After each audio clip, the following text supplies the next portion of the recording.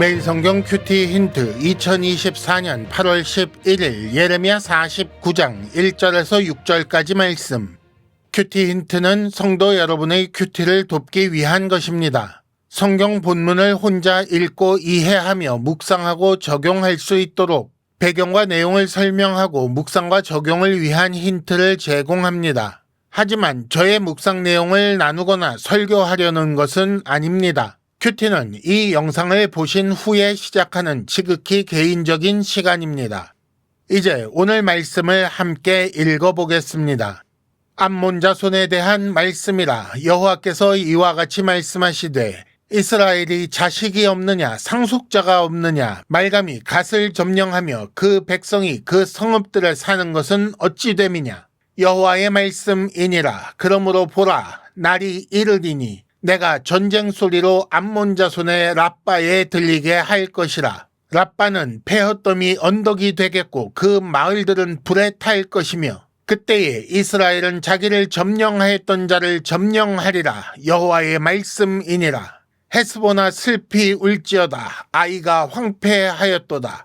너희 랍바의 딸들아 부르짖을지어다. 굵은 배를 감고 애통하며 울타리 가운데에서 허둥지둥할지어다. 말감과 그 제사장들과 그 고관들이 다 사로잡혀 가리로다.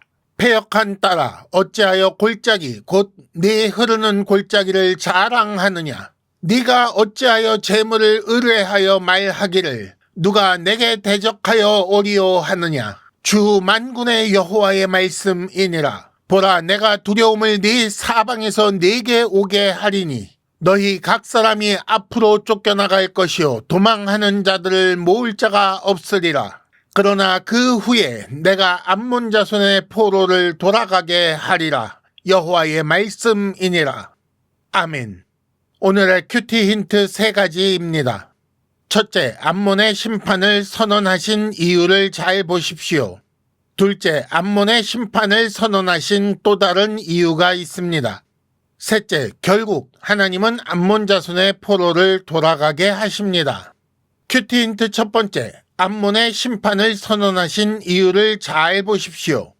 1절에 보면 말감이 갓을 점령하며 그 백성이 그 성읍들에 산다라고 말씀하십니다. 갓이라는 것은 이스라엘 12지파 중에 갓지파에게 할당된 지역을 말씀하시는 것이고 말감이라는 것은 암몬 사람들이 섬기던 신의 이름입니다. 이는 말감 외에 밀곰 혹은 몰렉이라고도 합니다.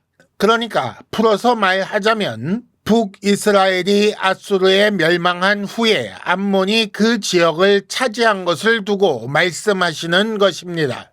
아무리 북이스라엘이 아수르에 의해 포로가 되어 끌려갔더라도 그 땅은 이스라엘 후손에게 속한 것이고 암몬이 차지하는 것은 잘못된 일이라는 말씀입니다. 아모스 1장 13절 말씀을 보면 암몬은 자기 땅을 넓히기 위해 아이벤 여인의 배를 가르는 아주 험악한 일도 했습니다. 이는 자손을 완전히 끊어서 그 땅을 영원히 차지하겠다는 것입니다.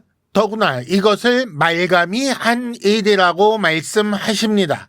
그러니까 이것이 여호와를 향한 도발이라고 말씀하신 것입니다. 따라서 여호와 하나님께서는 언약을 지키기 위해서라도 말감에 맞서 싸워야 하고 그래서 암몬을 심판하시는 것입니다. 힌트 첫 번째, 언약의 신실한 하나님을 묵상하시기 바랍니다. 큐티 힌트 두 번째, 암몬의 심판을 선언하신 또 다른 이유가 있습니다.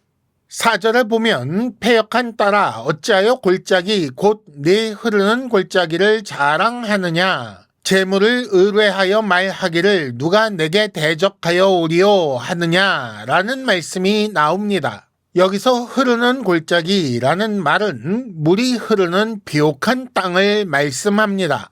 암몬은 이 흐르는 골짜기에서 생산된 것으로 이룩한 재물을 의지하고 있었던 것입니다. 그리고 많은 재물을 기반으로 강력한 군사력을 마련하여 아무도 자기들을 공격할 수 없다고 자신하고 있었던 것입니다. 이렇게 하나님을 믿지 않는 사람들이 의지하는 것은 생산력, 이에 따른 경제력, 그리고 그 경제력에 기반한 군사력 혹은 폭력이라고 할 수 있습니다. 안모는 말감이 이런 것을 준다고 생각했던 것이지요. 이는 지금도 마찬가지입니다. 많은 사람들이 경제적인 힘 그리고 물리적인 힘을 가지려고 합니다. 그리고 거기 기반해서 소위 말하는 갑질을 일삼기도 합니다. 그런데 잘 생각해 보십시오. 이런 것을 위한 종교는 결국 우상 숭배입니다. 힌트 두 번째, 지금 가진 것 혹은 가지고 싶은 것, 그것이 하나님을 향해 있습니까? 큐티 힌트 세 번째, 결국 하나님은 암몬 자손의 포로를 돌아가게 하십니다. 암몬에 대한 말씀 마지막 6절에 보면 그 후에 내가 암몬 자손의 포로를 돌아가게 하리라 라고 하십니다. 46장 26절에 보면 이집트에 대한 말씀 끝에도 그 땅이 사람 살 곳이 될 것이라고 하셨습니다. 48장 37절에도 보면 모압에 대한 말씀 끝에 모압 포로를 돌려보낼 것이라고 말씀하셨지요.